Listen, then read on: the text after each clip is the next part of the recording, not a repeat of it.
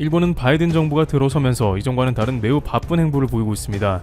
자신들의 자위대를 전자전 부대로 더 확장하는데 특히 대마도에 이 부대를 대거 배치하겠다는 것입니다. 부산에서 육안으로도 보이는 대마도에 일본의 최정예 첨단 부대를 배치한다는 게 상당히 도발적인데요. 현재 일본에서 이렇게 되고 있는 이유가 궁금하며 이것이 한국에 끼치는 영향 또한 주목되고 있습니다. 그런데 반면으로 오히려 한국이 일본의 이러한 행보에 대해 반기고 있다는 의견도 제기되고 있습니다. 현재 한일 간의 빅 이슈로 떠오를 수 있는 일본의 전자전 부대 배치 문제에 대해서 대략적으로 살펴보도록 하겠습니다. 우선 일본은 트럼프 정부가 미중 무역 전쟁 가운데 국제 간의 힘겨루기를 경제를 중심으로 풀어나갔고 일본에게도 군사 부분에 있어서는 과도한 방위비 증강을 요구하고 무역에는 관세를 얻어맞는 상황이 나왔습니다. 하지만 일본은 당장 중국이 센카쿠를 위협하고 동중국해나 인도 태평양 지역에서 위협이 증강하고 있기 때문에 자위대 규모 확장 등 국방력 증강이 절실한 상황에 트럼프와 친분이 깊은 아베 총리를 중심으로 한 내각은 지속적으로 일본이 군사력 증강을 통해서 미국이 돈도 덜 쓰고 중국을 견제한다는 논리를 폈습니다. 미군 운용에 큰 자금이 들어가는 게 아까운 트럼프는 일본 정부의 이러한 흐름에 대찬성했으며 바이든 행정부에 들어서면서 좀 더 탄력을 받습니다. 그들은 한일 관계 회복을 강력히 추진하는 동시에 인도태평양 연합체 쿼드를 비롯하여 한미일 간의 동맹을 중심으로 태평양 패권 싸움에 전면 등장합니다. 특히 중국과 러시아는 바이든 정부가 가장 경계하므로 일본과도 아주 잘 맞아떨어지는 색채를 보이는 것이죠. 그 가운데 일본은 다급하게 이제 자위대를 확장하는 플랜을 전격 내놓으면서 국방력을 크게 증강시킨다는 계획입니다. 일본 방위성은 2023년까지 부산에서 50km가량 떨어진 쓰시마, 대마도에 전자전 부대를 배치한다고 산케이신문이 18일 보도했습니다. 보도에 따르면 방위성은 홋카이도에서 일본 서남쪽 끝에 있는 요나구니 지마까지 10곳 이상의 전자전 부대를 배치해 중국과 러시아에 대항하는 태세를 갖출 계획입니다. 군사활동에는 통신과 레이더, 전파, 미사일 유도, 적외선 등 다양한 전자파가 사용됩니다. 전자전 부대는 상대방이 사용하는 전자파와 같은 주파수의 전자파를 발사해 적의 통신이나 미사일 유도, 레이더 등을 무력화하는 임무를 수행합니다. 일본의 기존 전자전 부대는 냉전시대 구소련의 군사활동에 대응하기 위해 홋카이도 히가시치토세 주둔지에 배치된 제1전자대가 유일했습니다. 그런데 이제 전격 대마도를 포함한 10군데에 이러한 전자부대를 배치하여 중러를 대비하겠다는 포석입니다. 실제 규슈 구마모토현 갱군 주둔지에 최신 장비를 도입한 첫 전자전 전문 부대가 80명 규모로 창설된다고 산케이는 전합니다. 이 부대는 차량 탑재식 네트워크 전자적 시스템이 배치되는 것으로 알려졌습니다. 이 밖에도 올해 말까지 오키나와 현 나하 등에 전자전 부대가 배치되며 대마도에는 2023년 말까지 신설됩니다. 대마도에서 요나구지마에 배치되는 전자전 부대는 동중국해 등에서 전개하는 중국군의 함정과 항공기에 대응한다고 산케이는 설명했습니다. 그런데 아무래도 중국을 겨냥한 것이라고는 하지만 한반도 코앞에 있는 대마도에 전자전 부대를 배치하는 것은 한일 관계가 1965년 국교 정상화 이후 최악으로 평가되는 상황에서 양국 간 민감한 이슈로 부상할 가능성도 있습니다. 일각에서는 일본이 한국과 50km밖에 떨어지지 않은 대마도에 부대를 배치한 것은 의도적이라고 말합니다. 고노다로 방위상 시절에는 집무실에는 생뚱맞게 한반도기가 걸려있는 모습도 연출해왔습니다. 한반도에 대한 침략 의지가 항상 있다는 것을 우회적으로 보여주고 있다는 의견도 많았습니다. 게다가 2019년에는 유엔사가 유사시에 한반도에 자위대를 파견할 수 있다는 보도가 나오기도 했습니다. 당시 이러한 상황은 미군이 한반도에 전쟁이 벌어지면 일본군을 전력 제공국으로 포섭한다는 추측도 나오는 등 한국은 항상 일본이 한반도에 어떻게든 발을 딛겠다는 움직임에 매우 예민한 상황이기도 한 것입니다. 또한 이것은 한국을 더욱더 가까이에서 스캔하겠다는 의도도 들어간 게 아니냐는 의견도 제기됩니다. 한국의 다양한 부대들을 레이더를 근접해 배치해서 스캔하는 동시에 북한까지 계산했다는 의견입니다. 물론 한국이 일본과 군사적 충돌을 할 가능성은 양국의 미군 부대 주둔으로 인해서 제로에 가깝지만 한반도 자체를 타겟으로 놓았다는 생각은 떨칠 수 없어 이러한 일본의 행보는 무리수라는 이야기도 나옵니다. 가뜩이나 북한과 중국을 북으로 서로 경계해야 하는 상황에서 남쪽이까지 일본에 거슬리는 움직임이 나온 것입니다. 특히 블링컨 국무부 장관은 한일 간 관계 개선을 주문하며 문재인 대통령도 3일절에 전향적 메시지를 내놓은 가운데 이미 전자전 부대를 대마도 배치를 확정해버린 일본의 행동은 그야말로 도발에 가깝다는 것입니다. 그런데 오히려 한국에서는 이러한 일본의 도발이 환영할 일이다는 의견도 나오고 있습니다. 이에 관해서는 크게 두 가지 이유를 들고 있는데요. 첫 번째로 제시되는 이유는 앞으로 한국도 바로 근거리 지역에 부대를 배치하기에 편해졌다는 것입니다. 안 그래도 한국은 제주도나 가덕도 신공항 근처에 공군부대나 해군부대를 마련하는 것을 고민 중이었습니다. 특히 가덕도 신공항은 김해 공군부대 등이 이전되면 좀 더 규모 있는 공군의 운용이 가능해집니다. 그러나 한국에서 대대적인 군부대 확장 움직임을 보이면 오히려 일본에서 강력 반발을 할 수 있었습니다. 하지만 일본이 먼저 부대를 주둔시켰으므로 한국도 동북아시아 일본처럼 경계를 위한다는 명목으로 대규모의 공군 부대나 해군 부대를 창설하여 일본의 움직임도 면밀히 관찰할 수 있습니다. 한국도 일본과 같이 F-35를 도입하며 차세대 전투기 KF-X를 운용하며 전력을 시험할 것입니다. 따라서 이러한 일본을 앞둔 전략 포인트에서 일본이 먼저 부대를 배치했다는 것은 나쁠 것도 없다는 것입니다. 만약 한국이 일본을 코앞에 두고 부대를 주둔시키면 일본은 미국을 이용하여 무산시켰을 수도 있지만 그 반대 상황이므로 한국은 항모 전단을 꾸리며 공군 전단을 확대해 마련하는 등 전력을 대대적으로 증강하고 북에 대한 경계뿐만 아니라 남방의 일본이나 기타 주변국까지 고려한 군사력 확장 진행이 가능합니다. 2021에서 25년도 국방부 중기계획에 따르면 향후 5년간 약 300조 원의 막대한 예산을 투입하여 전투력이 강화되는 첨단 무기 등을 대거 동원한 기술 집약적 군 구조로 나아간다는 계획을 가지고 있습니다. 특히 해병대의 경우 항공대대를 항공단으로 확대 개편해 항공 정찰 기능을 대폭 보강할 예정으로 되어 있는데 군은 이와 같은 일본군의 움직임에도 대응하는 관련 정책을 수립할 수도 있다는 예상이 나옵니다. 두 번째로는 한국 전략 무기를 한반도 전역에 걸쳐서 확장 배치하는 움직임을 보일 수 있다는 것입니다. 군은 800km급 탄도미사일과 순항미사일 능력을 충분히 확보하고 있다고 밝혔습니다. 특히 2017년 11월 한미 미사일 지침 개정으로 탄두 중량 제한이 해제됨에 따라 국내 독자 기술로 세계 최고 수준의 탄두 중량을 갖춘 탄도미사일 개발에 성공했는데 이 현무 미사일로 일본이 한국에 가까이 다가온 만큼 한국도 순항미사일을 비롯한 국가 방어체계를 일본 근처에 충분히 배치하여 방어선을 확장해 나가는 구실도 됩니다. 대마도에 가까운 곳에 미사일이 배치되면 사실상 일본 전역이 사정권 안에 들어오기 때문에 충분한 억지력이 있으며 한국은 지속적 협상을 통해 미사일 사거리를 늘려나갈 것으로 보이고 있습니다. 또한 일본이 전자전 부대를 적극 운영하는 것은 한국도 동일하게 중기계획에 포함된 바 있습니다.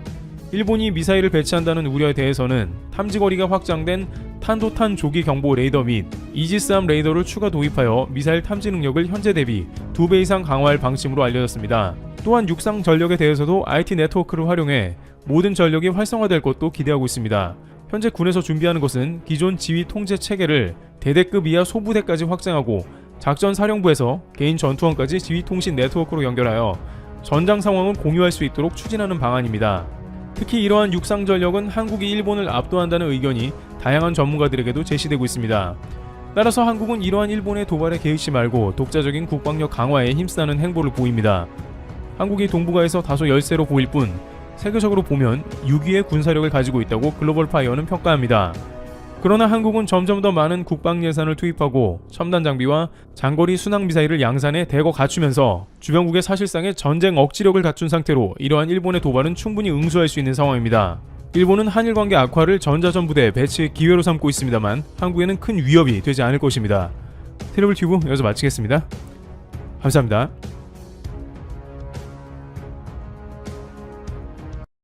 여러분, 세계에서 가장 큰 섬이 어디인지 알고 계신가요? 바로 그린란드입니다. 그린란드는 북아메리카 북동부 대서양과 북극해 사이에 위치하고 있으며 덴마크 자치령입니다. 덴마크 사람들이 그린란드에 정착한 것은 약 1721년이며 식민지로 지배하기 시작한 것은 1814년부터입니다. 이후 1979년 그린란드는 자치령을 인정받았고 2008년에는 주민투표를 통해 자치법안을 통과시켰습니다. 그린란드는 광활한 국토를 가지고 있지만 85%가 얼음으로 덮여 있어 정작이 가능한 땅은 고작 2%에 불과합니다. 하지만 기토류 등 천연자원이 풍부합니다. 특히 최근 기후변화로 빙하가 녹으면서 얼음 속에 있던 천연가스나 석유, 각종 광물자원이 드러나 전 세계가 눈독을 들이고 있습니다. 미국 역시 그린란드를 손에 넣고 싶어 했습니다.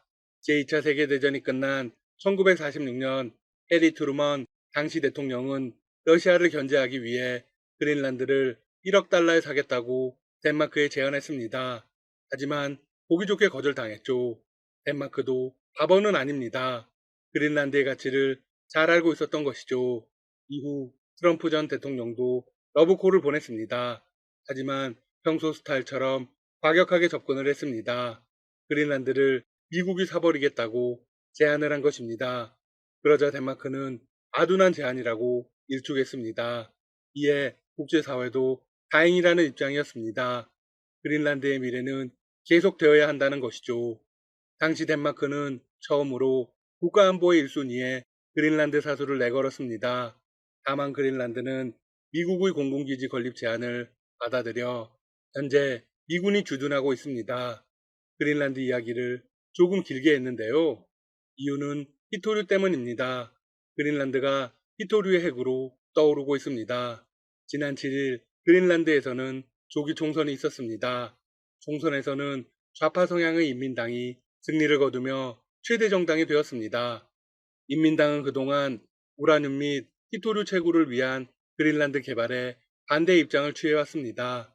따라서 전 세계의 관심을 모았던 그린란드 히토류 개발은 무산될 가능성이 크게 높아졌습니다. 사실상 무산이라고 보아야 합니다. 인민당의 대표는 당선 소감에서 이렇게 밝혔습니다. 이번 총선은 사람들의 생활 조건과 건강 및 환경이라는 두 가지가 주요 이슈였다. 네, 환경이라는 이슈를 최우선으로 놓고 히토류 채굴을 반대하는 것입니다. 패배한 집권여당 전진당은 인민당과 연정 구성을 원하고 있습니다. 하지만 인민당은 그 역시도 바라지 않습니다. 서로의 정책 기조가 다르기 때문입니다. 전진당은 히토류 채굴을 통해서 일자리를 창출해야 한다는 쪽입니다. 자, 그런데 그린란드에서 히토류를 채굴하려고 단단히 벼르고 있던 나라가 있습니다. 바로 중국입니다. 이번 선거에서는 중국이 소유한 호주계 기업 그린란드 미네랄이 그린란드 남부 크바네펠트 광산 운영허가 여부가 최대 쟁점으로 떠올랐습니다.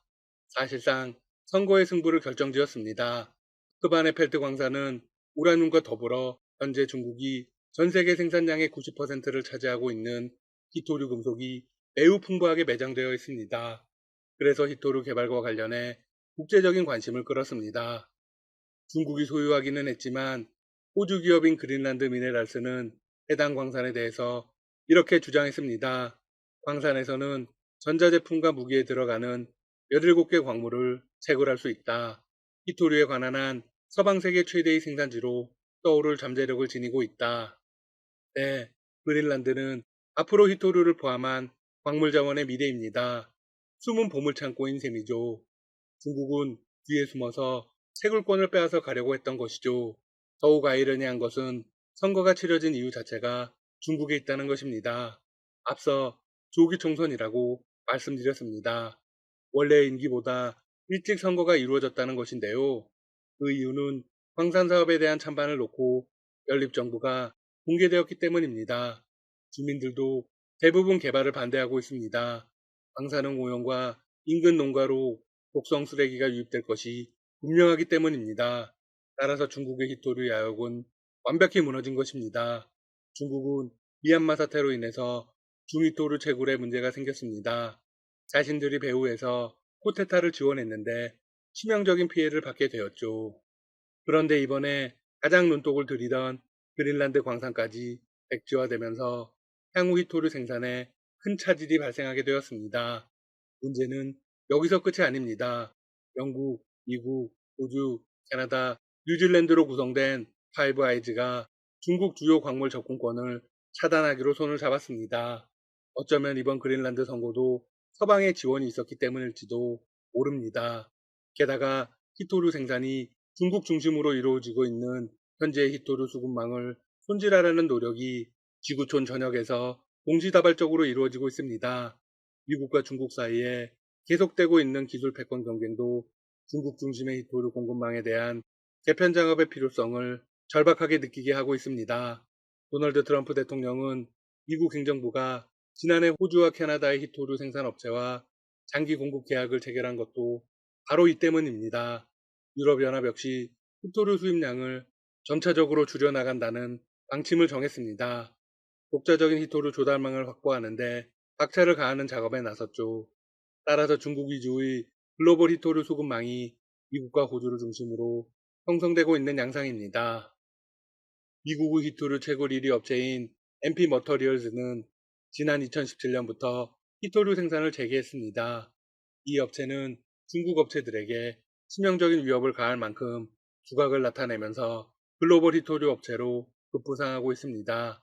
MP 머터리얼즈는 미국 캘리포니아주 마운틴 패스 광산을 운영하는 기업으로 전 세계 히토류 공급망의 15% 정도를 책임지고 있습니다. 더욱 경쟁력이 있는 건 마운트 패스 광산에서 전 세계에서 가장 품질이 좋은 히토류가 생산됩니다. 미국 유일의 히토류 채굴 업체 MP 머터리얼즈는 지난 1952년 창업해 1990년대까지 세계 히토류 채굴 업계를 장악했습니다. 호주의 대표 히토류 업체 라이너스도 중국 중심의 히토류 공급망의 재편에 가세하고 있습니다. 이 회사는 중국을 제외하면 세계에서 가장 규모가 큰 히토류 분리업체로 등극했습니다. 호주 서부에 위치한 라이너스의 히토류 광산은 세계 최고 수준의 고순도를 자랑합니다. 또한 라이너스가 말레이시아에서 운영하는 히토류 처리 시설은 세계 최대 규모입니다. 라이너스는 특히 미국 텍사스주의 히토류 분리 시설을 새로 짓는 프로젝트를 최근 미국 국방부로부터 따냈습니다. 이 히토류 분리 공장이 완공되면 연간 5,000톤의 히토류를 생산할 예정이어서 히토류 생산량 기준으로 비중국 업체로서는 1위에 오를 전망입니다. 중국과 비교해도 크게 뒤지지 않습니다. 중국의 입장에서는 초비상이 걸렸네요. 앞으로 미국 호주를 중심으로 한 서방 세력이 어떻게 중국을 압박할지 궁금합니다. 지금까지 닥터 시사TV였습니다. 여러분 시청해주셔서 감사합니다. 구독과 좋아요 부탁드립니다.